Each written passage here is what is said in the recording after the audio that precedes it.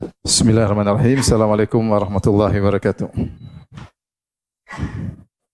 Alhamdulillahi ala ihsani wa syukru lahu ala taufiqihi wa amtinani. Asyhadu an la ilaha illallah wahdahu la syarika lahu ta'ziman li sya'ni. Asyhadu anna Muhammadan abduhu wa rasuluhu da'ila ridwanih. Allahumma salli alaihi wa ala alihi wa ashabihi wa ikhwanih. Hadirin dan hadirat yang dirahmati Allah Subhanahu wa taala, kita lanjutkan bahasan kita dari kitab Al-Fusul fi Siratir Rasul sallallahu alaihi wasallam karya Al-Imam Ibnu Katsir rahimahullahu taala. Kita lanjutkan.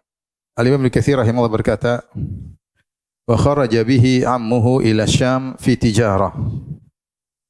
Pamannya Abu Thalib mengajak Nabi sallallahu alaihi wasallam ke negeri Syam untuk berdagang. Wa huwa ibnu thintai asyrata sanah. Dan ketika itu beliau berusia 12 tahun. Wa dzalika min tamami lutfihi bihi. Dan ini menunjukkan bagaimana baiknya pamannya terhadap Nabi sallallahu alaihi wasallam, ya. Li adami man yaqumu bihi idza tarakahu bi Makkah. Karena kalau Nabi ditinggal sendiri kemudian pamannya berdagang di negeri Syam, tidak ada yang ngurusin Nabi sallallahu alaihi wasallam. Fara'ahu wa ashabuhu mimman kharaja ma'ahu ila Syam minal ayati fihi sallallahu alaihi wasallam ma zada ammahu fil wasati bihi. Maka pamannya Abu Thalib dan teman-teman yang rombongan dagang ke negeri Syam melihat tanda-tanda mukjizat-mukjizat yang ada pada Nabi sallallahu alaihi wasallam, yang ini menjadikan sang paman semakin perhatian kepada Nabi sallallahu alaihi wasallam, wal hirsi alaihi, ya, wal hirsa alaihi, dan semakin semangat untuk memperhatikan Nabi sallallahu alaihi wasallam. Kama rawahu Tirmidzi fi jami'ihi bi isnadin rijaluhu kulluhum thiqat. Sebagaimana diriwayatkan oleh Imam Tirmidzi dalam jami'nya, itu dalam Sunan Tirmidzi, dengan sanad yang perawinya semuanya adalah thiqat, terpercaya.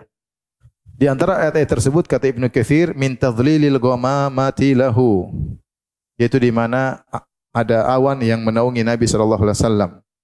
Wa maili syajarati bi dhilliha alaihi, dan pohon bayangan pohon kemudian berpindah kepada Nabi sallallahu alaihi wasallam. Nanti kita bacakan hadisnya.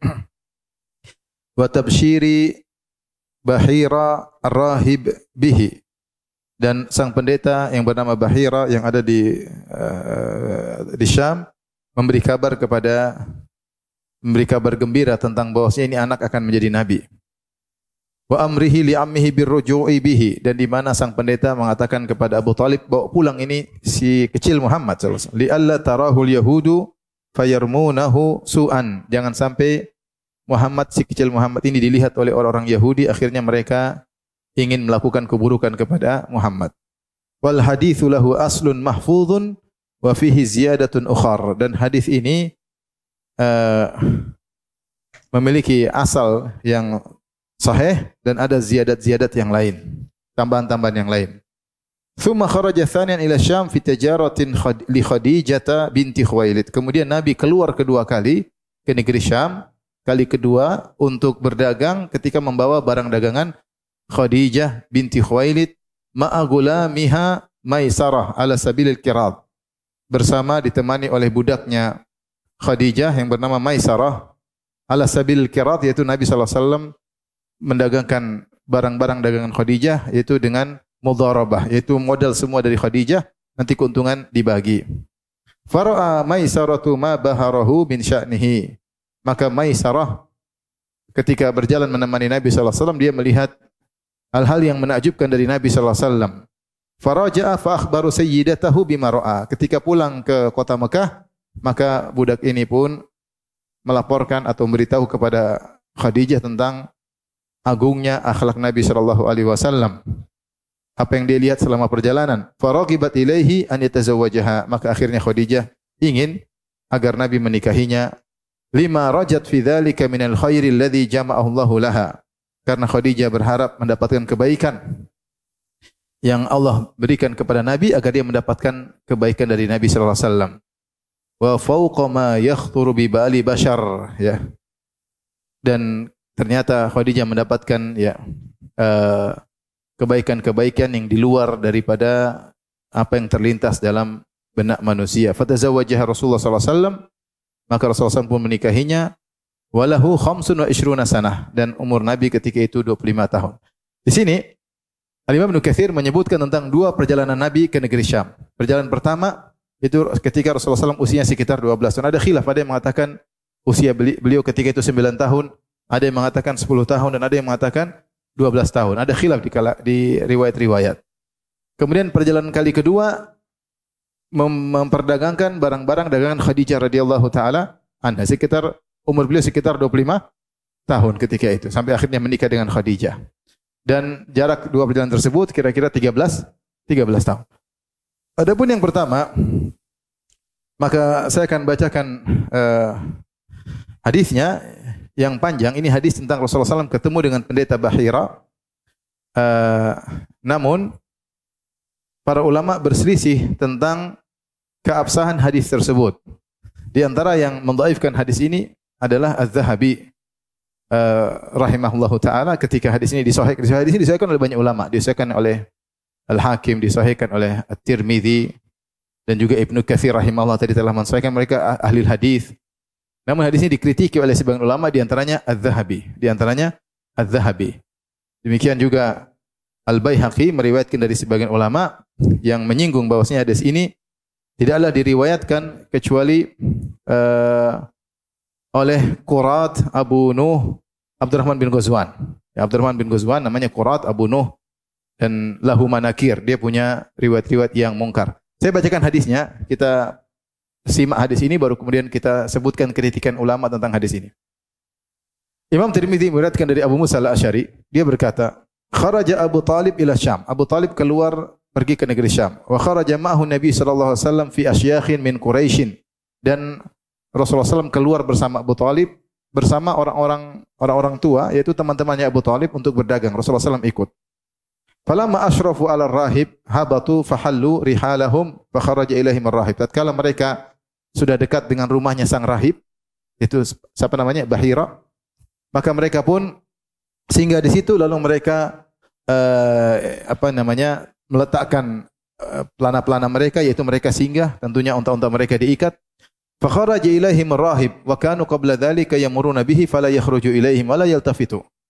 Maka ketika mereka singgah dekat rumah rahib ternyata keluar temui mereka sang rahib, sang pendeta. Padahal sebelumnya mereka sering mampir di sini dan sang rahib tidak pernah bertemu dengan mereka dan bahkan tidak menoleh sama sekali kepada mereka. Tapi kali ini berbeda. Fahum yahulluna rihalahum. Sementara rahib segera datang, sementara mereka sedang meletakkan pelana mereka, sedang ikat-ikat onta mereka. Faja'ala yatakhallaluhum ar-rahibu hatta ja'a fa akhadha bi yadi Rasulillah sallallahu alaihi wasallam. Maka rahib pun masuk di sela-sela mereka di rombongan tersebut. Lantas dia di situ ada Nabi sallallahu alaihi wasallam masih kecil. Entah umur 9, entah 10, entah berapa 12. Maka dia pun memegang tangan Nabi sallallahu alaihi wasallam. Kemudian dia berkata, "Hadza sayyidul alamin." Ini adalah pemimpin kaum manusia, pemimpin alam semesta. Hadza rasul rabbil alamin. Ini adalah rasul dari Allah, pencipta alam semesta. Ya ba'athuhullahu rahmatan lil alamin. Allah utus ini, orang ini, Muhammad ini, sebagai rahmat bagi alam semesta. Faqala lahu asyakhun min Quraisy. Maka teman-temannya Abu Talib yang ada ketika itu berkata kepada sang pendeta, "Ma ilmuka? Dari mana kau tahu anak ini bakalan menjadi rasul dan macam-macamnya?" Faqala innakum hina ashraftum minal aqabah lam yabqa syajarun wala hajarun illa kharra sajidan. Sungguhnya kalian tadi tidaklah kalian keluar dari Aqabah, itu jalan yang agak tertentu, ya jalan mungkin agak tinggi. Kalian lewat situ maka tidak ada satu pohon pun, satu batu pun kecuali sujud kepada orang ini. Wala yasjudani illa lin nabi sallallahu lil nabiyyin, dan pohon dan batu tidak sujud kecuali kepada seorang nabi. Wa inni a'rifuhu bi khatamin nubuwah asfala min ghudhrufi katifihi, ya ghudhrufi katifihi, dan aku mengenal dia ada tanda kenabian di bawah pundaknya, mislat tufaha, seperti buah apel, yaitu Nabi punya tanda kenabian, seperti ada telur kecil, kemudian ada rambut-rambutnya, ya seperti lalat besar. Itu adalah tanda kenabian. Aku tahu itu. Tsumma raja'a fa sana'a lahum ta'aman. Kemudian dia segera pulang ke rumahnya, dia bikin makanan. Falamma atahum bihi wa kana huwa fi ra'itil ibil, ya qala asilu ilaihi, ya fa aqbala wa alaihi ghamamatun. Tatkala dia datang kepada mereka, ya, wa kana Rasulullah SAW ketika sedang lagi ngurusin onta-onta, maka mereka berkata, arsilu ilaihi, biarkan Muhammad pergi. Fa aqbala wa alaihi ghamamatun tudhilluhu. Maka Rasulullah SAW pun ketika datang, tahu-tahu ada awan yang menaunginya. Falamma dana minal qaum, ketika Rasulullah SAW mendekati, jadi dia undang Nabi makan, kemudian dia bawa pulang Nabi SAW kepada orang-orang tersebut, ya. Tatkala Rasulullah SAW datang, tahu-tahu ada awan yang menaungi Nabi. Falamma dana minal qaum, tatkala Nabi sudah mendekati kelompok orang-orang tersebut, wajadahum qad sabaku ila fai'i syajarati. Ternyata orang-orang sudah bernaung di bawah naungan pohon. Jadi di pohon mereka bernaung di bayangan pohon. Akhirnya falamma jalasa, akhirnya Rasulullah SAW duduk di daerah yang tidak ada bayangannya. Mala fai'u syajarati alaihi, tiba-tiba bayangan pohon pindah ke Nabi sallallahu alaihi wasallam. Faqala, maka dia berkata, unzur ila fa'i syajarah, ya. Mala alaihi, ya, lihatlah. Maka dia berkata sang pendeta, lihatlah bagaimana bayangan pohon kemudian berpindah kepada Nabi sallallahu alaihi wasallam. Fa bainama huwa qa'imun alaihim wa huwa yunashidum alla yadhhabu bihi ila Rum. Maka pendeta tersebut kemudian berdiri di tengah-tengah orang-orang Quraisy tadi, Abu Talib dan teman-temannya. Kemudian dia ingatkan, jangan kalian bawa dia ke Romawi, ke negeri Syam sana, ya. Fa inna Roma idza ra'ahu arafuhu. Sungguhnya orang-orang Romawi kalau lihat dia, mereka akan kenal bisifati, dengan sifatnya. Fayaqtulunahu, dan mereka akan bunuh dia. Faltafata fa idza bi sab'atin qad aqbalu minar Rum fastaqbalahum. Tiba-tiba tidak lama kemudian datang 7 orang dari Romawi, datang menuju ke arah pendeta. Maka pendeta tersebut menyambut mereka, dan pendeta bertanya, "Ma ja'a bikum? Apa yang buat kalian datang ke sini wahai orang Romawi?" Kata mereka 7 orang tersebut, "Ji'na inna hadzal nabiyya kharijun fi hadzal syahr, falam yabqa tariqun ila bu'itha ilaihi bi unasin wa inna qad ukhbirna khabarahu bu'ithna ila tariqika." Sungguhnya telah datang kabar kepada kami bahwasanya sang nabi telah keluar di bulan ini, dan tidak ada sejalan pun kecuali telah dikirim utusan untuk mengecek nabi tersebut. Dan kami dikabarkan bahwasanya di jalanmu dekat rumahmu ini nabi tersebut akan lewat. Hadza faqala hal khalfakum ahadun huwa khairun minkum, qala inna ma ukhbirna khabarahu bi tariqika, qala fa afara'aytum amran aradallahu an yaqdiyahu hal yastati'u ahadun minan nasi raddahu. Maka pendeta nasihat mereka, bagaimana menurut kalian kalau Allah sudah memutuskan sesuatu akan terjadi, apakah ada yang bisa menolak? Qalu la, tidak bisa. Qala fabayi'uhu, kalau begitu, kalau kalian ketemu dengan nabi tersebut, bai'atlah. Wa aqamu ma'ahu, qala wa anshudukum billah ayyukum waliyuhu. Akhirnya mereka pun bersama sang pendeta, lalu pendeta menasihati orang-orang Quraisy ini dengan berkata, siapa di antara kalian walinya, wali Muhammad ini? Qalu Abu Talib, kata mereka Abu Talib. Falam yazal yunashiduhu hatta raddahu Abu Talib, dan dia terus nasihati Abu Talib, pulangkan si Muhammad, hati-hati. Sampai akhirnya hatta raddahu Abu Talib pun kirim Nabi pulang ke Mekah ketika masih kecil. Wa ba'atha ma'ahu Abu Bakrin wa Bilalan wa zawwadahu ar-rahibu minal ka'ki wa zaid. Akhirnya Abu Talib suruh Nabi pulang ditemani oleh Abu Bakar dan ditemani oleh Bilal. Dan sang pendeta memberikan bekal berupa kue, makanan dan juga minyak untuk dalam perjalanan tersebut. Ini kisah hadis tersebut diperselisihkan oleh para ulama. Sebagian ulama mensahihkan hadis ini, sebagian ulama mendhaifkan hadis ini. Di antara yang mendhaifkan adalah Az-Zahabi rahimahullahu taala. Az-Zahabi rahimahullahu taala karena beliau mengatakan dalam hadis ini banyak hal-hal yang mungkar, ya. Hal-hal yang mungkar yang tidak mungkin terjadi. Contoh kata dia sebutkan Az-Zahabi dalam kitabnya Tarikhul Islam dan juga dalam Syiar A'lam Nubala, beliau menyebutkan di antara kemungkaran dalam hadis ini, pertama, bagaimana Rasulullah datang bersama ghamamah. Ada apa? Awan. Kalau ada awan harusnya pohon tersebut sudah tidak ada apa lagi? Tidak ada naungan. Paham? Karena Rasulullah kalau datang ada awan ikut dia kan? Terus ketika sudah sampai di pohon, kenapa masih ada bayangan? Ini keanehan yang pertama. Keanehan kedua, kenapa bayangan tersebut kok pindah? Harusnya bayangan mengikuti, tapi ini bisa didiskusikan. Ini namanya mukjizat, memang aneh ya. Tapi kata Az-Zahabi, kenapa? Menurut Az-Zahabi ini hadis maudhu, hadis palsu. Kenapa bayangan tersebut bisa pindah? Yang berikutnya kata beliau, kenapa ketika Abu Thalib takut terjadi sesuatu kepada Rasulullah, kemudian dia utus Rasulullah suruh pulang ditemani Abu Bakar dan Bilal. Rasulullah umurnya masih 12 tahun dan Abu Bakar lebih muda, sekitar 10 tahun. Ngapain Abu Bakar ikut dagang sama Nabi? Kemudian Bilal mana? Bilal belum merdeka, masih jadi apa? Budak. Ini hal yang aneh.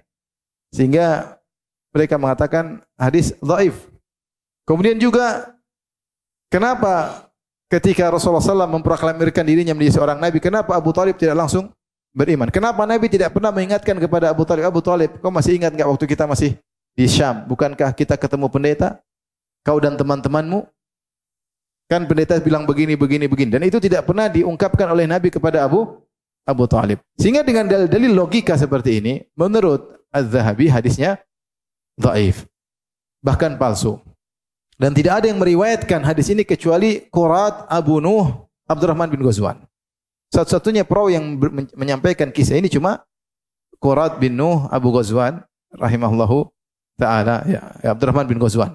Abdurrahman bin Ghazwan, Qurat Abu Nuh namanya. Namun sebagian ulama yang mensahihkan hadis ini, kata mereka, hadis ini kalau kita teliti secara sanad ternyata banyak sanadnya. Jadi ditahqiq oleh dalam kitab Sirah An-Nabawiyah As-Sahihah, ya, Syekh Akram Dhiya Al-Umari, beliau sebutkan hadis ini secara sanad sahih. Abdurrahman bin Ghazwan secara statusnya dia adalah perawi yang thiqah. Kemudian datang dalam riwayat-riwayat yang lemah, riwayat-riwayat mursal dengan sanad-sanad yang sahih yang juga mendukung tentang kisah ini. Bahwasanya Rasulullah SAW pernah pergi ke negeri Syam untuk berdagang bersama pamannya Abu Thalib. Ya. Adapun tambahan-tambahan yang aneh, maka itu tidak sahih seperti Rasulullah ditemani oleh Abu Bakar dan siapa? Bilal. Itu yang tidak sahih. Tapi yang lainnya sahih. Dan itu namanya mukjizat. Intinya saya katakan hadis ini ada khilaf di kalangan para ulama, ya, di kalangan para ulama. Namun hadis ini kemudian dijadikan dalih oleh orang-orang Nasara misalnya. Mereka mengatakan, Ahlul Kitab, mereka mengatakan bahwasanya Muhammad SAW itu ketika memproklamirkan dirinya sebagai Nabi, dia belajar dari siapa? Bahira. Bukankah dia ketemu dengan Bahira, sempat makan siang sama siapa? Bahira. Nah, dia itu ngaku sebagai Nabi karena kontak sama pendeta Bahira. Makanya dia sampaikan Al-Quran, yang Al-Quran isinya mirip-mirip dengan isi dari Taurat dan Injil. Sehingga mereka mengatakan Muhammad hanya menduplikasi dari pendeta Bahira. Jawaban kita pertama, hadisnya diperselisihkan. Bahkan sebenarnya mengatakan hadisnya apa? Dhaif. Yang kedua, secara akal juga Rasulullah SAW hanya ketemu dengan pendeta Bahira cuma ukuran makan siang. Makan siang berapa jam sih? Ya kalau kita makan siang 2 jam. Kalau Nabi makan siang cuma sebentar. Dan waktu sebentar tersebut tidak cukup untuk mempelajari isi Taurat dan apa? Injil. Kemudian setelah itu mereka berpisah. Nabi pulang ke Mekah, kemudian pindah ke Madinah. Setelah itu turun wahyu. Wahyu turun berdasarkan ahdath, berdasarkan peristiwa-peristiwa yang Rasulullah SAW alami. Turun wahyu. Ya, kalau Nabi harus selalu nyontek dari Taurat dan Injil, maka tidak akan sesuai dengan wahyu-wahyu tersebut. Kata mereka, setelah itu, sebagaimana saya pernah lihat di YouTube, ada seorang pendeta mengaku setelah itu Nabi masih punya kontak sama Bahira, sering kontak. Taib, bagaimana sering kontak? Pakai apa? Email atau pakai WhatsApp? Rasulullah ummi, tidak bisa baca, tidak bisa tulis. Ya, Rasulullah tidak dikenal datang lagi ke Syam kedua kali. Kapan mau ketemu lagi dengan siapa? Pendeta Bahira. Kapan mau telepon pendeta Bahira? Sehingga Rasulullah harus ngarang-ngarang wahyu yang mirip dengan kisah-kisah dalam Taurat dan Injil. Terus kita katakan bantahan yang ketiga, kalau memang kalian meyakini bahwasanya apa yang disampaikan Nabi dari pendeta Bahira, ya sudah beriman saja. Beriman saja. Bukankah kalian mengaku itu dari pendeta Bahira? Ya sudah beriman saja. Tapi intinya hadis ini hadis yang dipermasalahkan. Ya, hadis dipermasalahkan karena tadi hal-hal yang disebutkan oleh Az-Zahabi rahimahullahu taala. Kita lanjutkan. Maka perjalanan yang kedua adalah perjalanan Nabi SAW membawa barang dagangan Khadijah radhiyallahu taala anha. Ya. Khadijah radhiyallahu anha adalah seorang wanita yang kaya raya. Kemudian beliau memperkerjakan para lelaki untuk memperdagangkan barang-barang beliau, ya. Dan sebagaimana pernah kita sampaikan dalam kajian-kajian kita bahwasanya beliau adalah janda. Beliau sudah menikah 2 kali, ya. Kemudian suaminya meninggal. Kemudian akhirnya dalam berapa lama beliau tidak menikah lagi. Sampai akhirnya beliau mendengar tentang seorang pemuda yang terkenal saleh, terkenal baik, digelari dengan Al-Amin, ya. Orang yang amat terpercaya. Maka beliau kemudian meminta Nabi untuk memperjualbelikan atau memperdagangkan barang dagangannya. Maka Nabi terima tawaran tersebut, maka Nabi SAW pun membawa barang-barangnya untuk diperdagangkan. Namun Khadijah mengutus budaknya namanya Maisarah. Maisarah untuk menemani Rasulullah sallallahu alaihi wasallam dalam perjalanan ke negeri Syam tersebut. Ingat, Maisarah ini bukan perempuan, ya. Maisarah ini apa? Laki-laki. Meskipun di Indonesia banyak perempuan dinamakan dengan Maisarah, ya. Maisarah ini nama laki-laki, ya. Jadi yang namanya bukan perempuan tapi siapa? Laki-laki. Maka dalam perjalanan tersebut Maisarah melihat akhlak Nabi yang luar biasa. Maka dia segera laporkan kepada majikannya Khadijah, maka Khadijah pun tertarik dengan Nabi. Akhirnya terjadilah pernikahan antara Nabi SAW dengan Khadijah. Dan ini menunjukkan cerdasnya Khadijah. Secara singkat ini menunjukkan cerdasnya Khadijah radhiyallahu taala anha. Karena Khadijah tidaklah menikah dengan Nabi SAW kecuali setelah mengecek 2 hal dari Nabi SAW. Pertama, tentang akhlak Nabi yang sesungguhnya dalam safar, dan yang kedua tentang bagaimana perangai Nabi yang sesungguhnya ketika terkait dengan masalah uang. Ya. Oleh karena ketika dalam suatu riwayat ada seorang hendak menjadi saksi tentang orang lain, bahwasanya saya tahu orang ini baik. Kata Umar bin Khattab, di hadapan Umar kata Umar bin Khattab, apakah kau mengenal dia sehingga kau bersaksi orang ini baik? Kata dia, saya kenal. Maka Umar bertanya dengan 3 pertanyaan. Apakah engkau adalah tetangga dekatnya, jar mulasik, yaitu pintu rumahnya dekat dengan pintu rumahmu? Ta'rifu makhrajahu wa madkhalahu, sehingga kau tahu kapan dia keluar, kapan dia masuk, kau tahu kegiatan dia sehari-hari. Kalau kau adalah tetangga dekatnya, tentu kau akan tahu hakikat orang ini, sehingga kau boleh mengatakan saya kenal. Apakah kau tetangga dekatnya? Kata orang ini, bukan, saya bukan tetangga dekatnya. Tapi yang kedua, hal safartu ma'ahu, apa kau pernah bersafar dengan dia? Ya, dengan safar yustadallu bihi, dengan adanya safar diketahui hakikat akhlak seseorang. Makanya dikatakan safar adalah yusfir. Yusfir artinya mengungkap akhlak seseorang. Seorang diketahui akhlaknya ketika sedang bersafar. Apalagi zaman dahulu, safar di tempat berjalan dari Mekah ke negeri Syam jauh loh. Mekah ke Madinah 450 kilo, Madinah ke Syam sekitar 700-800. Sehingga perjalanan Nabi dari Mekah bawa dagangan ke negeri Syam kurang lebih 1.200-1.300 kilometer jauh. Perjalanan yang 1.200 kilometer tersebut pasti ketahuan akhlak seseorang. Kata dia, saya tidak pernah bersafar dengan dia. Pertanyaan ketiga dari Umar. Hal ta'amaltu ma'ahu bidirham wa dinar. Apa kau pernah bermuamalah dengan orang ini tentang dinar dan dirham, tentang uang? Yang dengan dinar dan dirham diketahui waroknya seseorang. Kata dia, enggak pernah. Saya enggak pernah muamalah dengan dia masalah duit. Kata Umar, idzan la ta'rifahu. Kalau gitu kau enggak kenal orang ini. Bagaimana kau bisa menjadi saksi orang ini baik? Orang baik itu diketahui dengan 3 cara, kata Umar. Kita jadi tetangga dia, atau kita bersafar dengan dia, atau kita punya muamalah uang dengan dia. Kelihatannya soleh, selalu saf pertama. Tahu-tahu utang enggak pernah bayar, repot. Utang enggak pernah bayar tapi hidup mewah, ya. Utang enggak pernah bayar tapi umroh terus. Repot. Repot, ya. Ditagih malah marah-marah, ya. Kalau kongsi perdagangan selalu curang, ya. Tidak jujur dalam berjualan, ya. Maka hakikat seorang diketahui dari 3 hal ini. Nah, Khadijah radhiyallahu anha mengetahui hakikat Nabi dari 2 cara. Safar dan apa? Muamalah. Karena Khadijah bukan tetangga Nabi SAW. Dia cuma mendengar Rasulullah SAW adalah Al-Amin, terpercaya. Dia ingin cek langsung. Itu kan omongan orang. Ingin cek langsung. Ternyata di luar dugaan. Maka Maisarah, budak yang menemani Nabi SAW, menceritakan tentang hakikat Nabi yang luar biasa. Maka bertambah ketertarikan Khadijah terhadap Nabi SAW. Akhirnya mereka menikah. Akhirnya mereka menikah. Apakah Maisarah, bagaimana penghujungnya tentang Maisarah ini? Ya, Ibnu Hajar dalam kitabnya Al-Isabah mengatakan beliau tidak menemukan riwayat yang menjelaskan tentang kehidupan Maisarah sampai Nabi diutus, ya, menjadi seorang nabi. Apakah dia beriman atau tidak? Tidak ada riwayat yang menjelaskan tentang Maisarah kelanjutannya sampai ketika Nabi diutus menjadi seorang nabi. Tapi yang jelas yang menemani Nabi berdagang di Syam adalah siapa namanya? Maisarah. Taib. Rasulullah SAW menikah dengan Khadijah. Sebutkan bahwasanya Rasulullah umurnya sekitar berapa? 25 tahun. Adapun Khadijah ada beberapa riwayat. Namun riwayat yang paling kuat, Khadijah umurnya 25 atau 28 atau 40. 28 atau 40. Ya. Ibnu Ishaq meriwayatkan Khadijah ketika menikah dengan Nabi usianya 28.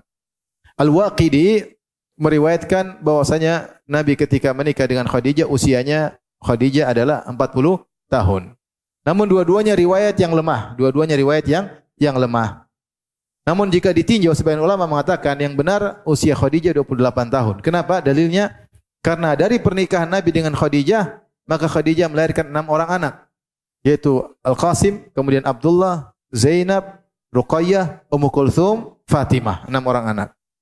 Dan wanita yang mampu melahirkan 6 orang anak usianya sekitar 28 tahun. Berbeda kalau Nabi menikahi Khadijah usianya 40 tahun. Kita ketahui wanita sudah 40 tahun sudah sulit untuk apa? Mengandung dan melahirkan. Sehingga sebagian ulama merajihkan bahwasanya Khadijah ketika menikah dengan Nabi usianya berapa? 28 tahun. Ini pendapat.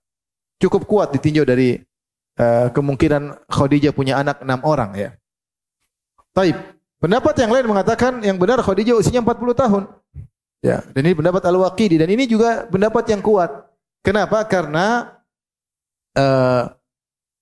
Khadijah meninggal pada usia 10 kenabian, 10 kenabian. Dan kalau beliau usianya 28 tahun ketika menikah dengan Nabi 25.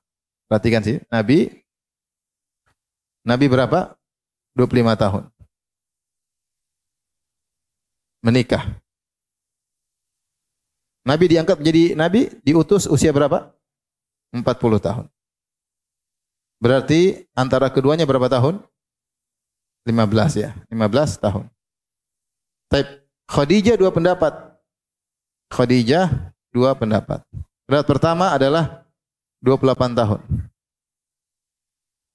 Pendapat kedua adalah berapa? 40 tahun. Baik. Kalau Khadijah 28 tahun, dia meninggal usia berapa? Beliau meninggal pada usia tahun 10 kenabian. Taib. Tahun kenabian kita tahu, jadi berapa tahun? 28, ya, 28 tambah 15 tambah 25. 28 tambah 25 berapa? 53 tahun. Jadi wafat 53 tahun. Yaitu pada tahun 10 kenabian. Tahun jadi begini, Rasulullah SAW usia 0 sampai 40 belum disebut tahun kenabian. Ketika lahir namanya tahun apa? Gajah. Rasulullah SAW lahir di tahun gajah. Terus berlanjut sampai usia 40 tahun. Ketika 40 tahun dapat wahyu baru disebut tahun pertama kenabian. Di Mekah berapa lama Nabi di Mekah berdakwah? 13 tahun. Berarti tahun pertama kenabian, tahun kedua kenabian, sampai tahun ke-13 kenabian. Baru Nabi hijrah ke Madinah. Sejak hijrah baru tahun pertama Hijriah. Tahun kedua Hijriah. Jadi kalau kita berbicara kondisi Nabi ketika masih di Mekah, kita bilang tahun pertama kenabian, tahun kedua kenabian, tahun ketiga kenabian, sampai tahun keberapa? 13 kenabian. Faham ya? Baik. Khadijah wafat tahun 10 kenabian. Berarti kalau Khadijah usianya 28 tahun ketika menikah dengan Nabi, 28 tahun tambah 15, Rasulullah diangkat menjadi Nabi, berarti berapa? Tambah 15? 43. Terus wafat pada tahun 10 kenabian, berarti usianya 53 tahun. Kalau 40 tahun, berarti wafatnya berapa? Usia berapa? 65 tahun? 65 tahun, benar. Sama, tahun 10 kenabian. Ditinjau dari kemungkinan ini, beliau usia 28, sangat mungkin punya anak 6 orang.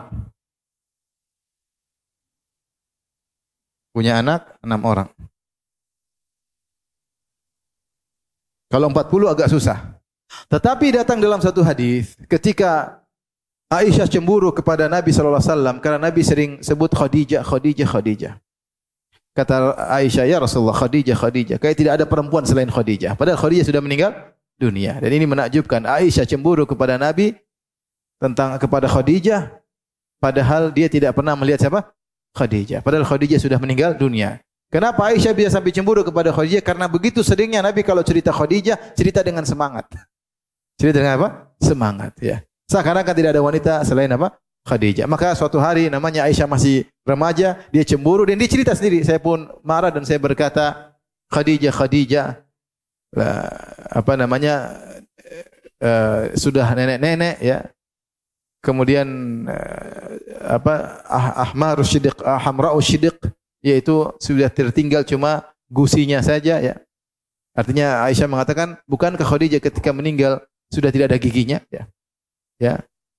Maka Rasulullah sallallahu alaihi wasallam membela Khadijah ketika itu, ya. Dan ketika Aisyah mengatakan Khadijah meninggal dalam kondisi sudah nenek-nenek, berarti kemungkinan besar dia meninggal usia 65. Karena kalau 53 masih belum nenek. 53 masih belum ompong, masih segar. Iya atau tidak?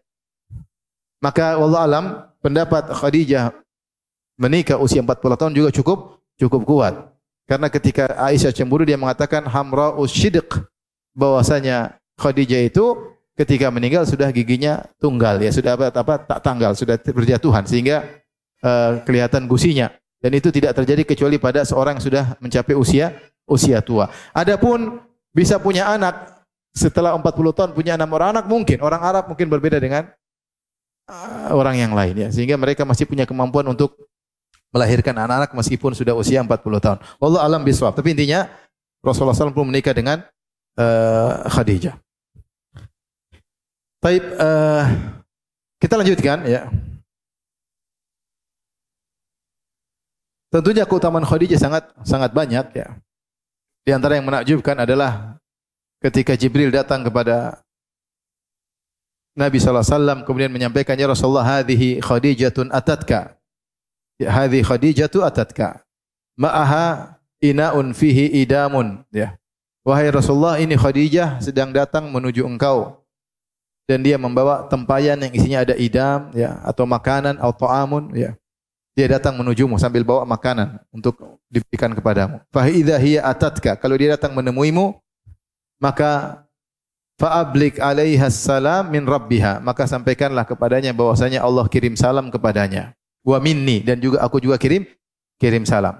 Wa basyirha bi jannatin bi baitin, dan berilah kabar gembira kepada Khadijah tentang istana yang Allah siapkan baginya di surga kelak, min qasabin, yang terbuat dari mutiara yang besar, laisa fihi nasabun wala sakhab, dan dalam rumah tersebut tidak ada keletihan lagi dan tidak ada lagi suara hiruk pikuk teriak-teriak, tidak ada.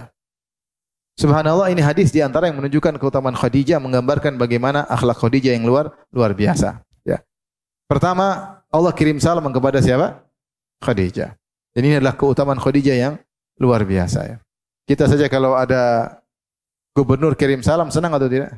Senang. Apalagi presiden, apalagi raja. Ini yang kirim salam Allah Subhanahu wa taala. Jibril kirim salam. Ustaz aja kirim salam. Kalau ustaz kita senang, apalagi malaikat Jibril alaihissalam. Kemudian salah satu orang yang dijelaskan masuk surga kita pastikan adalah Khadijah.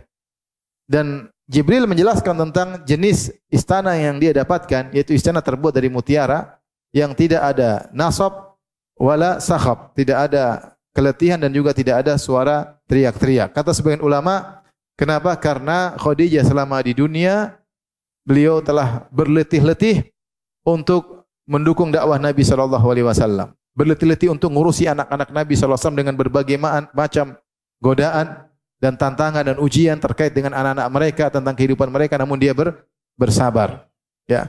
Dan dia bersabar untuk menyerahkan seluruh hartanya untuk Nabi sallallahu alaihi wasallam. Makanya Nabi pernah berbangga tentang Khadijah di hadapan Aisyah, ketika Aisyah mengatakan qad abdalakallahu khairan minha. Kenapa kau selalu sebut Khadijah Khadijah sementara Allah telah menggantikan dengan istri yang lebih baik? Maka dia mengatakan la khaira minha. Tidak ada yang lebih baik daripada apa? Khadijah. Maka beliau sebutkan ya, Khadijah di antara kebaikannya adalah Allah telah memberikan anak-anak kepadaku darinya tatkala wanita-wanita lain tidak memberikan anak untukku. Di antaranya kata Nabi, wa wasatni bimaliha. Dia telah membantu aku dengan hartanya. Idh haramaniyan nas, ketika orang-orang tidak ada yang membantuku untuk berdakwah. Orang-orang tidak memberikan hartanya kepadaku. Khadijah wanita pertama yang memberikan hartanya seluruh untuk Nabi untuk berdakwah. Sehingga Khadijah berletih-letih untuk membantu dakwah Nabi sehingga ketika dia masuk surga tidak ada lagi keletihan. Dan tidak ada sakhab, tidak ada teriakan-teriakan. Kata para ulama karena Khadijah selama menikah dengan Nabi, hidup bersama Nabi, ya. Semenjak menikah dengan Nabi sampai meninggal dunia, berapa tahun? 25 tahun. 25 tahun. Hidup bersama Nabi tidak pernah angkat suara di hadapan Nabi sallallahu alaihi wasallam. Sehingga beliau masuk di surga yang tidak ada suara teriakan-teriakan karena selama di dunia beliau tidak pernah mengangkat suara kepada Nabi sallallahu alaihi wasallam. Pertanyaan, adakah wanita di zaman ini yang seperti itu? Yang tidak pernah mengangkat suara? Ada ya? Ya ada. Bisu ya. Ada enggak antum yang istrinya tidak pernah mengangkat suara? Saya ingin tahu, ada enggak? Angkat tangan mana? Ada enggak? Hah? Ada enggak? Sama sekali tidak pernah angkat suara. Kalau ditanya enje, dalam, ada enggak? Saya kasih hadiah kalau ada.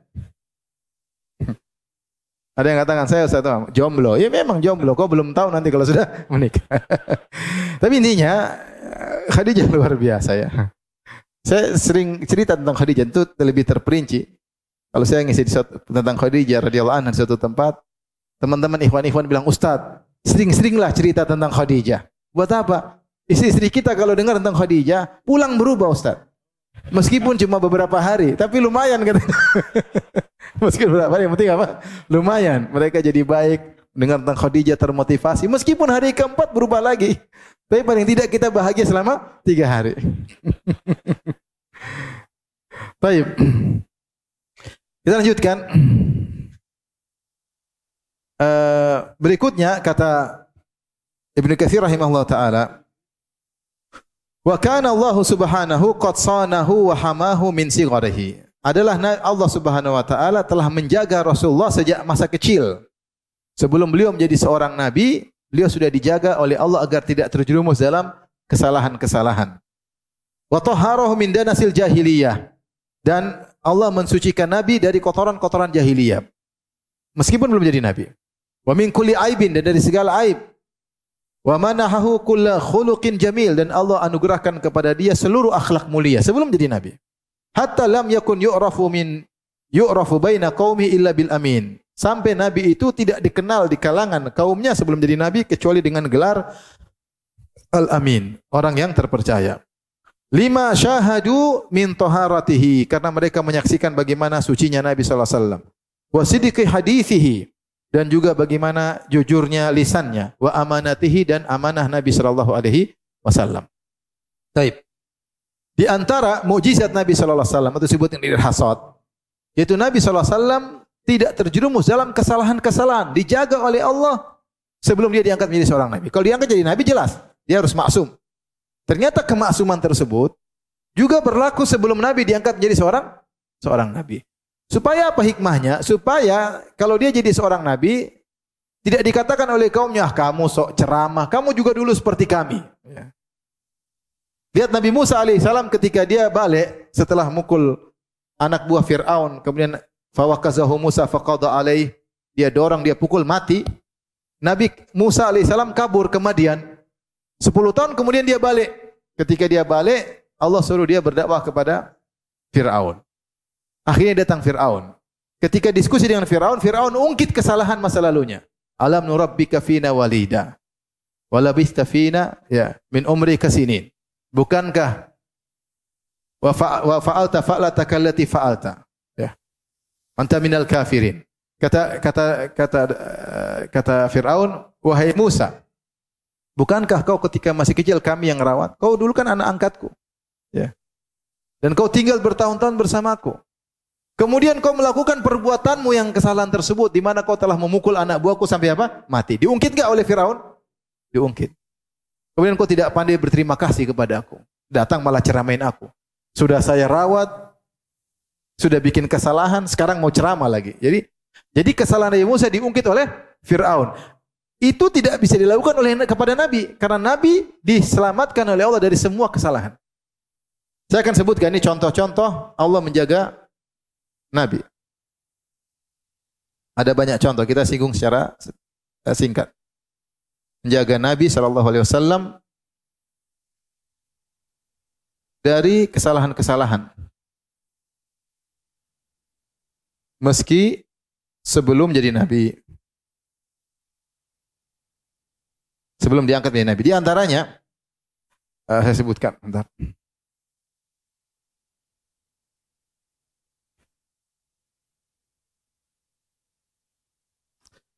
Di antaranya datang dalam riwayat hadis Ali bin Abi Thalib, Nabi dijaga dari mendengar musik-musik. Hadis ketika Nabi SAW, di sini diperselisihkan, ada yang menghasankan, ada yang mendhaifkan. Nabi SAW dengan temannya menggembalakan kambing. Kemudian Nabi bilang sama temannya, tolong jaga kambing saya. Saya dengar besok ada, atau malam ini ada walimah. Saya ingin hadir. Kau jaga kambing saya. Kata temannya, oke. Akhirnya Nabi pergi.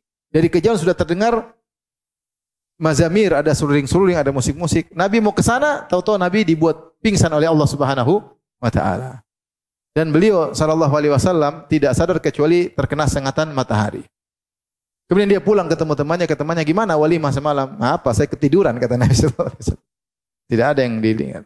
Di sini Allah menjaga Nabi sallallahu alaihi wasallam sehingga dia tidak mendengar dan menyaksikan a'ras, acara-acara walimah yang di situ ada kemungkaran ketika beliau menggembalakan kambing. Kemudian di antaranya misalnya Allah menjaga dia dari telanjang. Dari telanjang. Ketika Rasulullah SAW usia 35 tahun, Rasulullah SAW membangun Ka'bah. Ketika Ka'bah sedang rusak, nanti kita sebutkan, Ka'bah rusak, kena banjir dan segalanya, akhirnya orang-orang Quraisy bangun Ka'bah. Termasuk yang bangun Ka'bah Nabi. Ngangkat batu, kemudian taruh, ngangkat batu dari lembah mungkin, kemudian dipahat, kemudian diangkat untuk disusun jadi Ka'bah. Ketika itu dia sedang bersama pamannya Al-Abbas bin Abdul Muttalib. Maka Nabi SAW pun berjalan bersama pamannya, lagi berduaan. Maka pamannya kasih ide, ya Muhammad, itu sarungmu angkat taruh di sini. Supaya kalau ngangkat batu enak. Tapi kalau dia angkat sarung maka kelihatan apa? Auratnya. Maka Nabi pun mau ngangkat sarungnya, tiba-tiba Allah buat dia terjatuh. Kemudian dia segera tutup lagi apa? Menguatkan sarungnya. Allah jaga dia sallallahu alaihi wasallam sehingga Nabi tidak sempat terlihat apa auratnya. Padahal ketika itu aurat terbuka di Ka'bah hal yang biasa. Hal yang biasa. Orang-orang musyrikin ketika mereka tawaf dalam kondisi apa? Telanjang. Kalau mereka tidak menemukan baju baru untuk tawaf, mereka bilang kami tidak mau tawaf dengan baju yang biasa kami pakai. Karena ini pakai untuk maksiat. Tidak pantas kami tawaf menggunakan baju yang pernah digunakan untuk maksiat. Kalau gitu mau tawaf harus bawa kain baru. Izar ridha yang baru. Kalau tidak ada pinjam sama penduduk kota Mekah. Kalau tidak dapat baju baru, tidak dikasih pinjaman maka tawaf telanjang. Tawaf telanjang. Sehingga tawaf telanjang adalah hal yang biasa. Bahkan ketika Nabi sudah berdakwah masih ada tawaf yang telanjang. Makanya pada tahun 9 Hijriah sebelum Nabi berhaji, Nabi kirim Abu Bakar di luar untuk hajian. Fungsinya apa? Untuk mengkelirkan Mekah ya supaya tidak ada orang lagi haji telanjang. Maka Abu Bakar pun bikin pengumuman ketika tahun 9 Hijriah, alla yahujja ba'dal am musyrik. Setelah tahun ini enggak boleh ada lagi orang musyrik yang haji. Wa alla yatufa bil bait uryan, dan tidak ada boleh ada orang telanjang tawaf di Ka'bah. Berarti kebiasaan tawaf telanjang itu sampai menjelang wafatnya Nabi. Jadi maksudnya seandainya Nabi angkat sarungnya untuk meletakkan batu di atasnya telanjang bangun Ka'bah, bukan hal yang diingkari ketika itu. Apalagi posisinya dekat apa? Ka'bah. Karena orang biasa telanjang di Ka'bah, hal yang biasa. Tetapi ketika Nabi ingin mengangkat sarungnya, ternyata Allah bikin Nabi SAW pingsan. Ini di antaranya. Kemudian di antaranya, ya,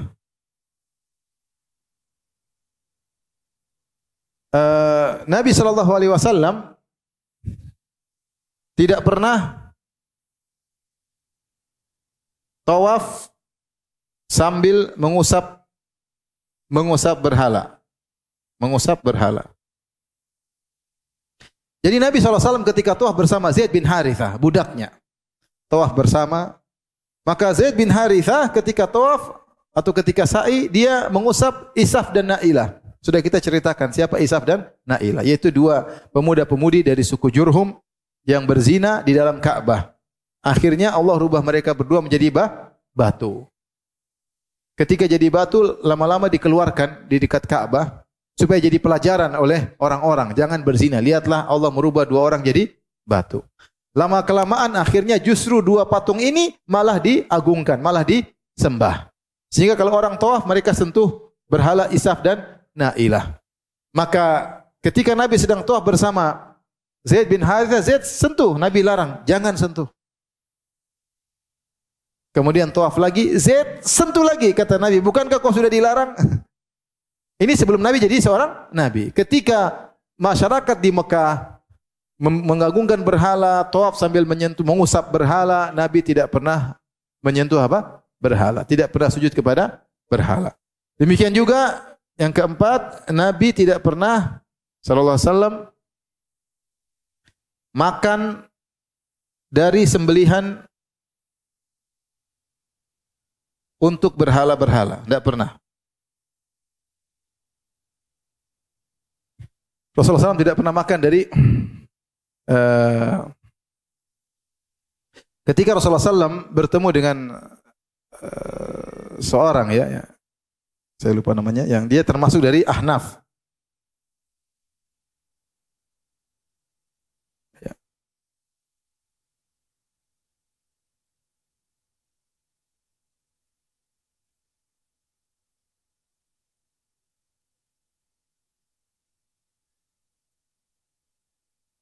Zaid bin Amr bin Nufail. Zaid bin Amr bin Nufail ini salah satu dari Ahnaf. Ahnaf itu apa? Adalah orang-orang yang tidak melakukan kesyirikan sebelum Nabi diutus. Ada sekelompok orang-orang Arab yang mereka tidak melakukan kesyirikan. Mereka masih berpegang dengan ajaran Nabi Ibrahim sebelum Nabi diutus. Sehingga ada buku judulnya Al-Ahnaf. Di antaranya Nabi Muhammad SAW, di antaranya Zaid bin Amr bin Nufail, di antaranya Waraqah ibnu Naufal. Ya. Ada beberapa orang. Mereka tidak berbuat kesyirikan. Suatu hari Nabi bertemu dengan ini, Zaid bin Amr bin Nufail. Kemudian dihadirkan makanan di hadapan Zaid bin Nufail, maka Zaid bin Nufail berkata, "Inni la akulu ma tadhbahuna ala ansabikum." Aku tidak mau makan makanan yang disembelih untuk berhala-berhala kalian. Wala akulu illa mimma dzukira rasmullah alaihi, dan aku tidak makan kecuali dari yang disebut dengan nama Allah Subhanahu wa taala. Dan Nabi sama dengan dia.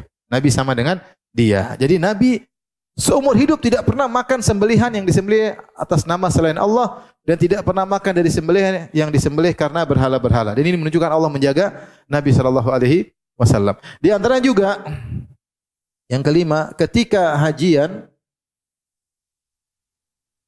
Nabi sallallahu alaihi wasallam wukuf di Arafah. Wukuf di Arafah. Sementara orang-orang Quraisy wukuf di Muzdalifah. Wukuf di Muzdalifah. Jadi orang-orang Arab dahulu, orang-orang jahiliyah, mereka berhaji. Tapi dalam haji tersebut mereka bikin bid'ah-bid'ah. Di antara bid'ah yang mereka lakukan, orang-orang Quraisy yaitu Abu Jahal dan teman-temannya, kalau mereka berhaji, mereka wukuf tidak mau di padang Arafah, maunya di Muzdalifah. Kenapa? Karena padang Arafah adalah tanah halal. Jadi kalau kita lihat Mekah begini gambarannya, ini Ka'bah.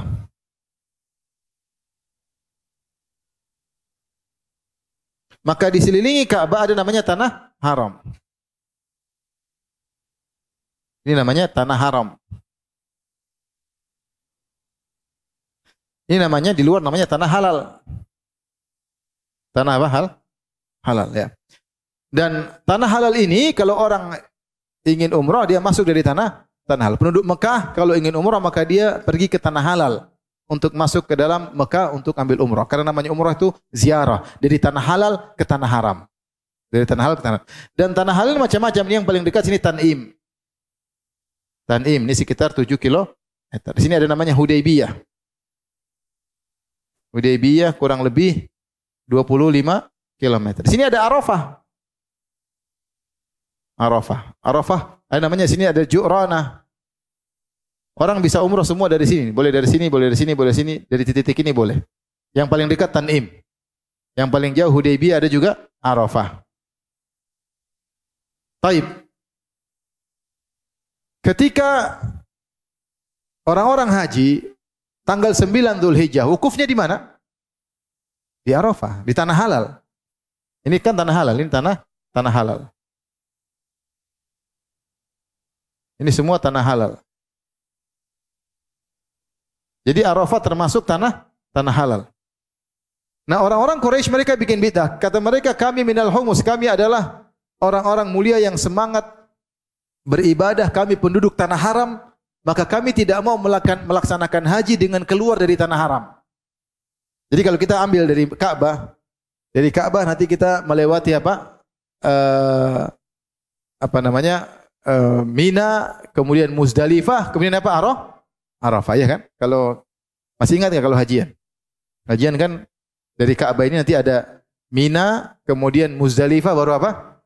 Arafah. Mina, Muzdalifah tanah halal, tanah haram. Mina dan Muzdalifah termasuk tanah haram. Arafah tanah halal. Orang-orang Quraisy mereka ketika berhaji, mereka tidak mau pergi ke tanah halal. Sehingga mereka wukufnya tanggal 9 Dzulhijjah di Muzdalifah. Ternyata Nabi Muhammad SAW wukufnya di Arafah, tanah halal. Adapun suku-suku lain selain Quraisy, mereka semua di tanah Arafah. Quraisy kenapa tidak mau ke tanah Arafah? Kata mereka, nahnu ahlul haram. Kami ini penghuni tanah haram. Kami nenek moyang kami yang membangun Ka'bah, kami yang menguasai Ka'bah. Kami tidak mau hajian ke tanah halal. Sehingga mereka ketika 9 Dzulhijjah tetap di Muzdalifah. Ternyata Nabi SAW pergi ke Arafah. Maka disebut dalam hadis Jubair bin Mut'im berkata, ada apa dengan orang ini? Masya'nuhu, kenapa dia di sini? Bukankah dia termasuk dari orang-orang Quraisy? Kenapa dia wukuf di tanah Arafah? Maksud saya Allah Subhanahu wa taala menjaga Nabi sampai Nabi SAW ketika hajian pun sebelum jadi Nabi, beliau pun hajinya benar. Sehingga beliau wukufnya bukan di Muzdalifah, tapi beliau wukufnya di tanah Arafah, tanah halal.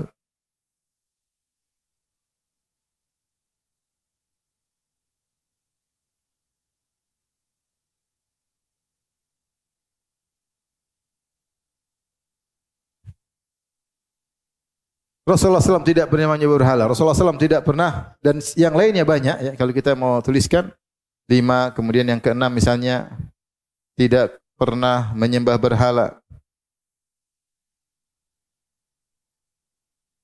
Kemudian beliau tidak pernah bohong. Tidak pernah bohong. Selalu amanah.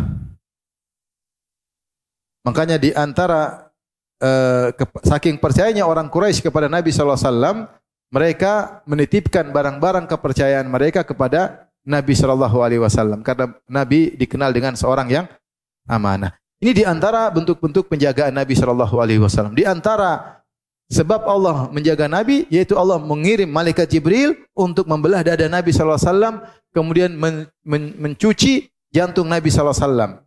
Kemudian mengambil yang hitam dari jantung Nabi, kemudian dia mengatakan hadza hadzuhu minasyaitan. Ini bagian syaitan kalau menggoda, dihilangkan. Sehingga dada Nabi benar-benar bersih. Makanya Nabi tidak pernah berbohong, Nabi selalu amanah, Nabi penyabar dan selanjutnya. Dan itu sudah terjadi sebelum Nabi menjadi angkat sebagai seorang Nabi. Ini semua bukti bahwasanya Rasulullah SAW dipersiapkan memang untuk menjadi seorang Nabi. Saya katakan tadi, kenapa kalau beliau pernah melakukan kesalahan, maka akan dijadikan dalih untuk mencela Nabi. Kamu dulu pernah bohong, kamu dulu pernah berzina, kamu dulu pernah menyembah berhala. Kenapa ceramain kami sekarang? Namun itu semua tidak ada pada Nabi SAW. Kita lanjutkan. Hatta innahu lamma banat Quraisyunil Ka'bata fi sanati 35 min umrihi, ketika Quraisy membangun Ka'bah, ya. Ketika usia Nabi 35 tahun, fawasalu ila maudhi'il hajaril aswad.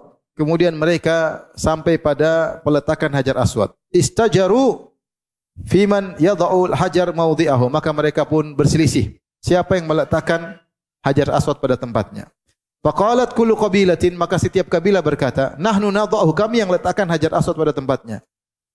Tsumma tafaqu ala an yadha'ahu awwalu dakhilin alaihim. Kemudian akhirnya setelah mereka ribut berhari-hari sampai hampir bunuh-bunuhan, mereka sepakat, kata mereka, sudah kita serahkan orang yang pertama kali masuk dari masjid ke Masjidil Haram, dia yang letakkan Hajar Aswad. Fakana Rasulullah sallallahu alaihi wasallam, ternyata Allah mentakdirkan mereka tunggu-tunggu siapa yang masuk, siapa yang masuk. Ternyata yang masuk Rasulullah sallallahu alaihi wasallam. Ketika mereka melihat Nabi yang masuk, mereka sepakat semua. Mereka mengatakan ja'al amin, telah datang orang yang terpercaya. Radina bil amin, kami ridha dengan orang yang terpercaya. Faradu bihi, maka mereka pun ridha dengan Nabi sallallahu alaihi wasallam. Fa amara bi thawbin, maka Nabi minta didatangkan kain. Fa wada al hajara fi wasatihi, kemudian Nabi supaya tidak ribut, Nabi suruh bentangkan kain. Kemudian Hajar Aswad taruh di tengah. Taruh di tengah. Ya, paham? Taruh di tengah. Kemudian semua ngangkat bareng-bareng kanan kiri, paham? Supaya tidak ribut. Semua pegang sini, pegang sini, pegang sini. Hajar Aswadnya di mana? Di tengah. Sudah sampai tempat Hajar Aswad, Nabi yang taruh dengan tangannya, paham? Nabi yang taruh di tangannya. Ya. Tsumma akhadhal hajar fa wada'ahu mawdi'ahu. Kemudian Nabi yang letakkan dengan kedua tangan yang mulia, meletakkan hajar pada tempatnya. Baik. Kalau orang-orang tidak percaya sama Nabi, mereka bilang ngapusi. Ternyata dia yang taruh, kita dibohongin sama dia. Namun karena mereka sudah ridho dengan Nabi sejak awalnya, maka mereka enggak ada masalah. Ternyata Nabi yang meletakkan. Ini diisyarat kata para ulama bahwasanya Nabi lah akan menjadi pemimpin mereka. Karena mereka ribut-ribut, ternyata mereka ridho dengan keputusan siapa? Rasulullah. Azan kah? Azan. Azan, habis itu kita lanjut ya. Boleh salat Isya diakhirkan? Boleh, ayo silakan. Azan dulu.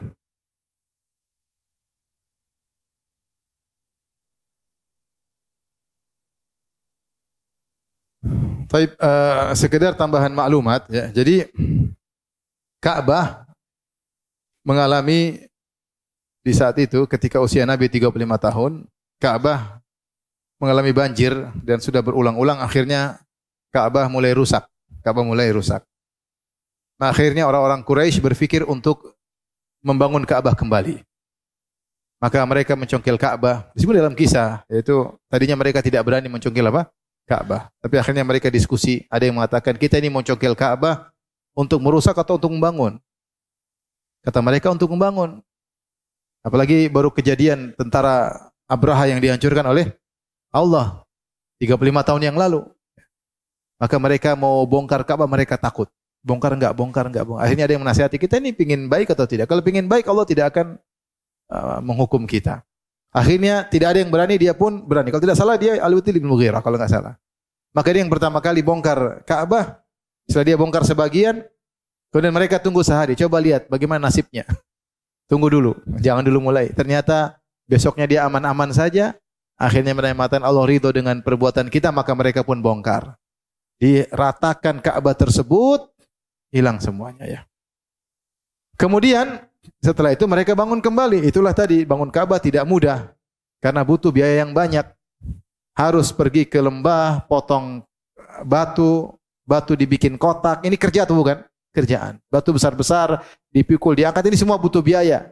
Biaya pekerjaan, biaya memikul, biaya potong. Di antara yang ikut angkat-angkat batu adalah Nabi sallallahu alaihi wasallam. Tadi yang disebutkan Nabi ingin taruh sarungnya, nanti kelihatan auratnya, maka Allah buat beliau terjatuh, pingsan. Nah, akhirnya mereka bangun Ka'bah. Ka'bah asalnya bentuknya huruf dal, dal besar ya. Ini Ka'bah asalnya begini.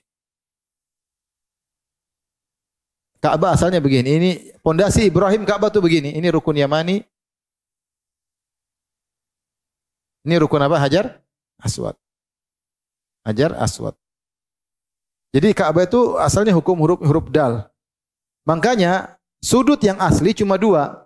Yang disentuh yaitu Rukun Yamani sama Hajar Aswad. Adapun sudut ini tuh bukan asli. Namun orang Quraisy mereka tidak punya uang ketika memugar Ka'bah ketika itu. Kata Nabi SAW kepada Aisyah radhiyallahu taala anha, "Inna Quraisyan kasaratuhumun nafaqah." Sungguhnya uang mereka tidak cukup untuk memugar Ka'bah. Karena mereka bersepakat kita ingin bangun Ka'bah lagi, tapi tidak boleh dari hasil yang haram, tidak boleh dari hasil riba, tidak boleh hasil dari menzalimi, dan tidak boleh dari hasil zina. Karena mereka dulu punya budak-budak, mereka sewakan, dapat duit, mereka sewakan budak-budak mereka. Sehingga mereka sepakat untuk bangun Ka'bah tidak boleh dari hasil riba, tidak boleh dari hasil zina, tidak boleh dari hasil menzalimi. Ternyata uang mereka yang halal tidak cukup. Akhirnya mereka bangun Ka'bah separoh, tidak cukup. Kata Nabi, qasaratun nafaqah. Akhirnya ini Hajar Ka'bah versi Nabi Ibrahim.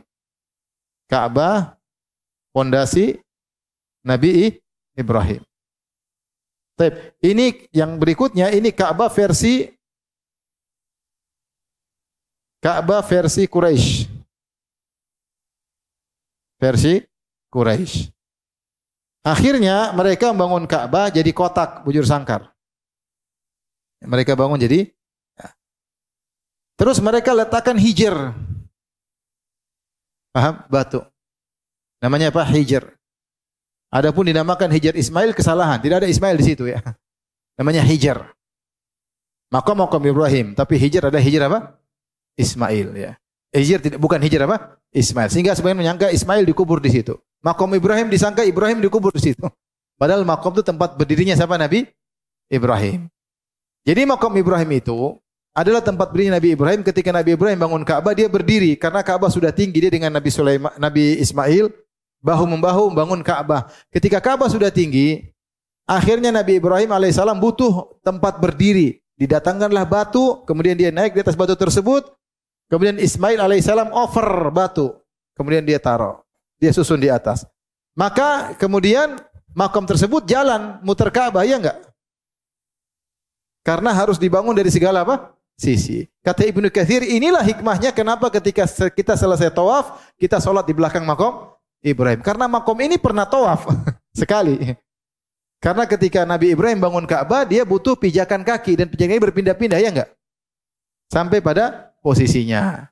Jadi makam Ibrahim artinya tempat berdirinya Ibrahim, bukan makam kuburannya Nabi Ibrahim. Hijr artinya pembatas, bukan kuburannya Nabi Ismail. Nah, Quraisy ketika tidak mampu untuk punya duit, maka dia bikin Ka'bah kotak.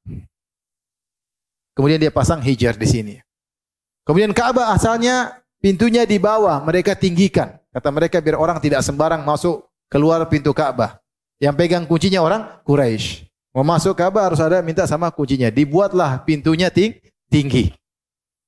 Taib, Nabi SAW menyampaikan kepada Aisyah, laula anna qaumaki hudatsa'u ahdin bi kufrin la hadamtul Ka'bah la banaituha ala qawaid Ibrahim wa la ja'altu laha babaini baban yadkhuluna minhu wa baban yakhrujuna minhu. Kata Nabi, kalau bukan wahai Aisyah kaummu baru saja masuk Islam, saya tentu akan bongkar Ka'bah yang dibangun oleh orang Quraisy yang kurang.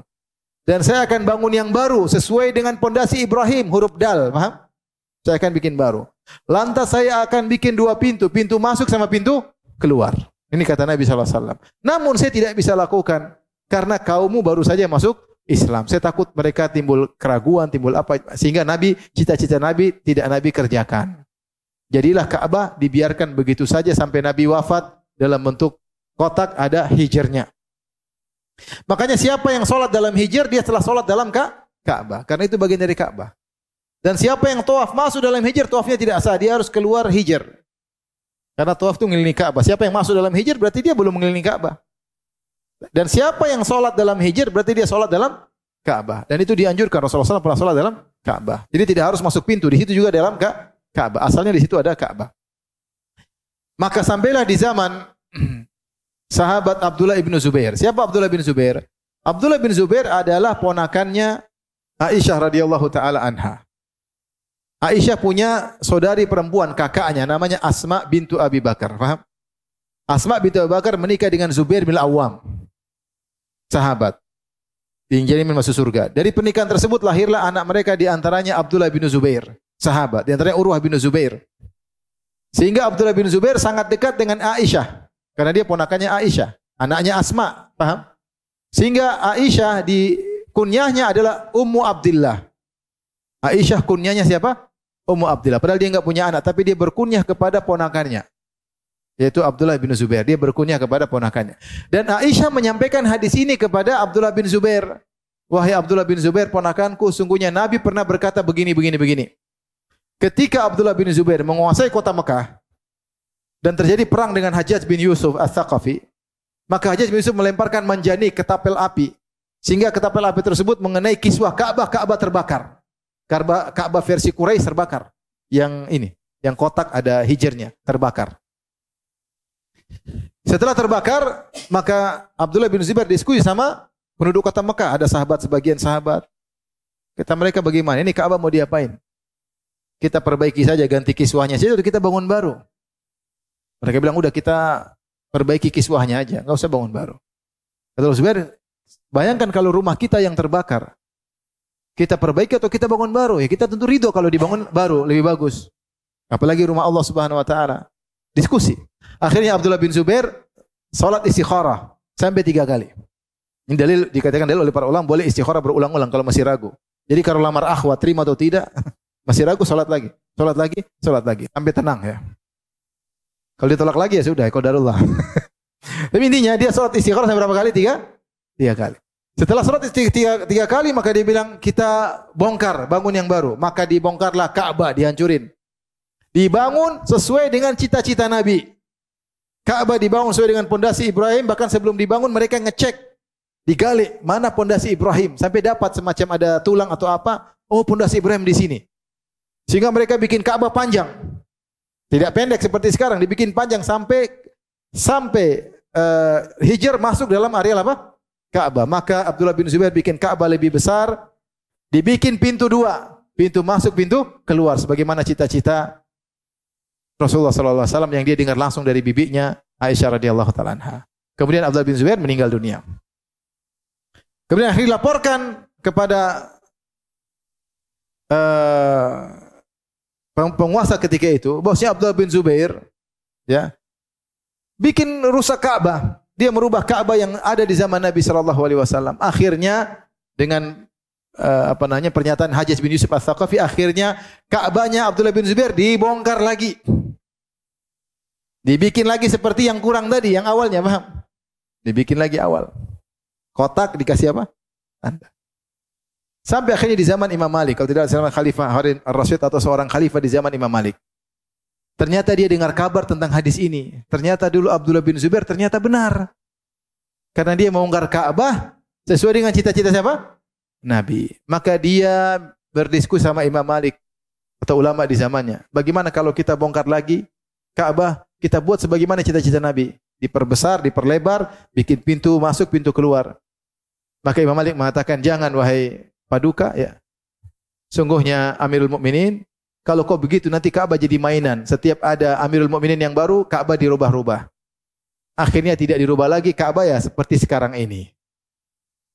Kembali seperti di zaman Nabi sallallahu alaihi wasallam. Ini kisah sedikit tentang apa? Ka'bah. Jadi ketika Nabi berusia 35 tahun, Nabi ikut serta dalam membangun Ka'bah. Dan ketika mereka ribut, mereka sudah bangun Ka'bah ramai-ramai. Tinggal Hajar Aswad taruh di tempatnya. Mereka ribut. Setiap kabilah mengatakan kami yang berhak, karena mereka tahu siapa yang meletakkan Hajar Aswad ini kemuliaan. Pertanda dialah kabilah yang menguasai. Di antara Quraisy sendiri ribut, karena Quraisy banyak kabilah-kabilah kecil.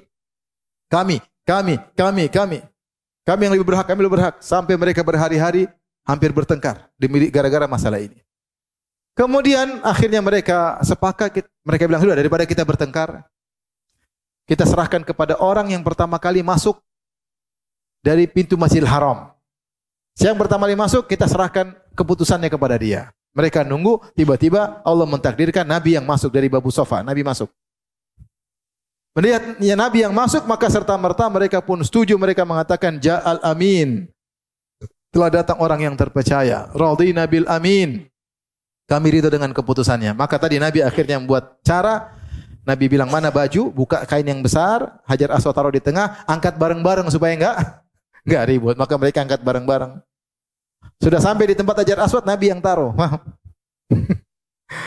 Kalau mereka tidak percaya sama Nabi, mereka pasti bilang, ngapusi nih orangnya. Ternyata dia yang taruh. Tapi karena mereka sejak awal sudah ridho dengan Nabi, mereka tidak ribut. Dan ini isyarat bahwasanya Nabi yang harus memimpin mereka. Buktinya sebelum Nabi menjadi Nabi, mereka berselisih, yang mengambil keputusan siapa? Rasulullah sallallahu alaihi wasallam. Ini dalil bahwasanya mereka mengakui sifat akhlak Nabi yang mulia dan Nabi diberi gelar dengan Al-Amin. Al-Amin. Dari sini kita tahu bahwasanya Rasulullah sallam tidak pernah melakukan kebiasaan orang jahiliyah. Padahal ketika itu sangat rusak. Mereka minum khamar, mereka berzina, mereka main judi, mereka bunuh-bunuhan, mereka menyembah berhala, ya. Mereka tawaf sambil telanjang, mereka membuka aurat, semua kemungkaran, mereka pakai jimat-jimat. Rasulullah Allah jaga, tidak sedikit pun dia melakukan hal tersebut. Imam Ahmad menyatakan hal ini, kata Imam Ahmad, "Man za'ama anna Muhammadan kana ala syai'in min dini qaumi faqad a'zamal firyah." Atau qala fa huwa kadzib. Kata Imam Ahmad, siapa yang menyangka Rasulullah sallallahu alaihi wasallam ketika sebelum menjadi nabi pernah mengikuti tradisi kaumnya yang berupa kemaksiatan, maka dia telah dusta besar kepada Nabi sallallahu alaihi wasallam. Nabi tidak pernah. Makanya kita lihat dalam sejarah tidak pernah ada yang ngungkit, Muhammad kau dulu begini, kau enggak ada sama sekali. Bersih Rasulullah sallallahu alaihi wasallam. Karena Allah telah siapkan Nabi untuk menjadi seorang nabi. Maka tidak ada track record yang buruk, tidak ada rekam digital yang buruk, enggak ada sama sekali. Semuanya bersih Nabi sallallahu alaihi wasallam. Adapun firman Allah, wa wajadaka dhallan fahada. Ketika Allah menyebutkan nikmat yang Allah berikan kepada Nabi Muhammad SAW dalam surat Ad-Duha, kata Allah, wa wajadaka dhallan fahada, dan Allah mendapati engkau tersesat lalu Allah beri petunjuk. Bukan tersesat maksudnya Nabi melakukan kemaksiatan, bukan. Tapi kata para ulama maksudnya tersesat yaitu Nabi belum punya ilmu. Lalu diajari oleh ilmu sedikit demi sedikit oleh Allah Subhanahu wa taala. Makanya Allah berfirman dalam surat Syura ayat 52, wa kadzalika auhayna ilaika ruhan min amrina ma kunta tadri mal kitab walal iman walakin ja'alnahu nuran nahdi bihi man nasha'u min ibadina wa innaka latahdi ila siratal mustaqim. Kata Allah Subhanahu wa taala, demikianlah kami wahyukan kepada engkau dari ruhan min amrina, itu dari wahyu Al-Qur'an. Ma kunta tadri, dahulu kau tidak tahu mal kitab, apa itu kitab, walal iman. Kau dulu enggak ngerti apa itu Al-Qur'an, apa itu iman. Kau enggak ngerti. Berarti dulu Nabi tidak ngerti. Itulah yang dimaksud dengan sesat. Bukan sesat, bahwa wajadaka dhallan fahada, Allah mendapati engkau tersesat lalu Allah beri petunjuk. Bukan tersesat Rasulullah melakukan maksiat, enggak. Tapi maksudnya dulu kau belum punya ilmu. Ma kunta tadri mal kitabu walal iman. Dulu kau tidak ngerti apa itu Al-Qur'an, apa itu iman, kau tidak tahu. Tapi kemudian kami berikan wahyu kepadamu. Makanya Allah Subhanahu wa taala berfirman dalam ayat yang lain, ya, wa 'allamaka ma lam takun ta'lam wa kana fadlullahi 'alaika 'azima. Kata Allah dalam surat An-Nisa 113, ya, wa 'allamaka ma lam takun ta'lam, ya. Allah mengajari engkau apa yang dulu kau tidak tahu. Kemudian kata Allah, wa kana fadlullahi 'alaika 'azima. Sungguh karunia Allah kepada engkau sangat besar wahai Muhammad. Kenapa? Kata Syekh Sa'di rahimahullahu taala, Nabi diajari oleh Allah sedikit terus ilmu yang berkesinambungan terus sampai Nabi menjadi orang yang paling berilmu tentang akhirat. Orang yang berilmu tentang Allah Subhanahu wa taala, dan ilmu ini adalah karunia yang sangat besar. Kata Allah, wa 'allamaka ma lam takun ta'lam. Allah ajarkan kepada engkau yang kau dulu tidak tahu wahai Muhammad, wa kana fadlullahi 'alaika 'azima. Sungguh karunia Allah kepada engkau dengan memberi ilmu kepadamu adalah karunia yang sangat besar. Ini dalil orang kalau dikasih ilmu oleh Allah, ini karunia. Antum belajar agama, belajar tauhid, belajar syariat, belajar sirah, dapat ilmu sementara orang banyak tidak belajar. Itu karunia dari Allah, dan karunia terbesar yang Allah berikan adalah kepada Nabi karena dia orang yang paling berilmu. Baik, sampai di sini saja kajian kita.